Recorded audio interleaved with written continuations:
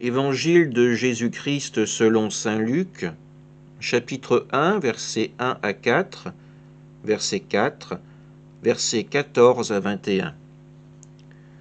Beaucoup ont entrepris de composer un récit des événements qui se sont accomplis parmi nous, d'après ce que nous ont transmis ceux qui, dès le commencement, furent témoins oculaires et serviteurs de la parole.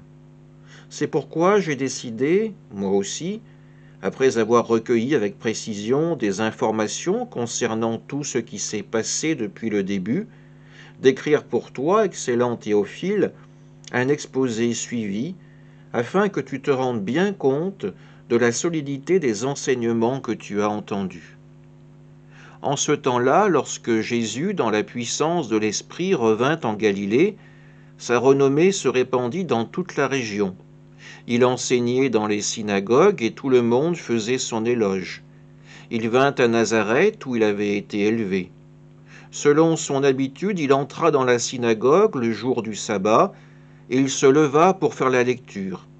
On lui remit le livre du prophète Isaïe. Il ouvrit le livre et trouva le passage où il est écrit « L'Esprit du Seigneur est sur moi parce que le Seigneur m'a consacré par l'onction. Il m'a envoyé porter la bonne nouvelle aux pauvres, annoncer aux captifs leur libération et aux aveugles qu'ils retrouveront la vue, remettre en liberté les opprimés, annoncer une année favorable accordée par le Seigneur. » Jésus referma le livre, le rendit aux servants et s'assit. Tous dans la synagogue avaient les yeux fixés sur lui. Alors il se mit à leur dire « Aujourd'hui s'accomplit ce passage de l'Écriture que vous venez d'entendre. » Acclamons la parole de Dieu. Ce qui réunit ces hommes dans la synagogue, c'est leur foi et leur confiance en Dieu.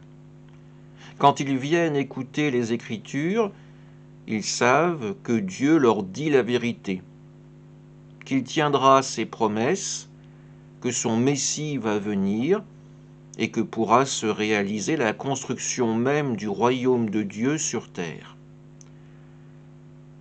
Avons-nous encore la même confiance quand nous entendons la Bible?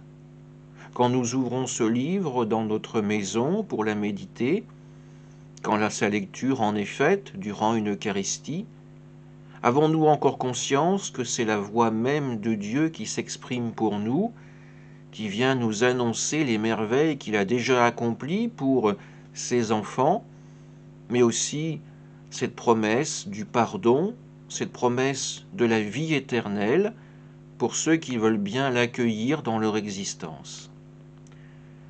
La société d'aujourd'hui est une société du doute, où tout est toujours remis en cause, remis en question.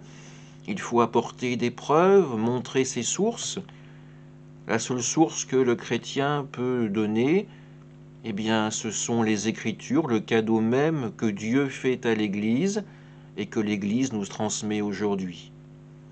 Le chrétien peut témoigner de sa foi, de sa confiance, il peut en parler, il peut montrer par sa vie quotidienne l'importance que Dieu a pour lui et sa volonté, ses efforts pour vivre conformément à ses commandements, mais il n'aura pas ce que le monde attend, une preuve matérielle.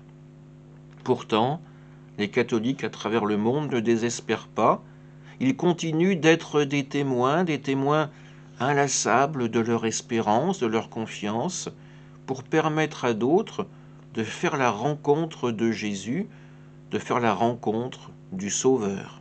Amen.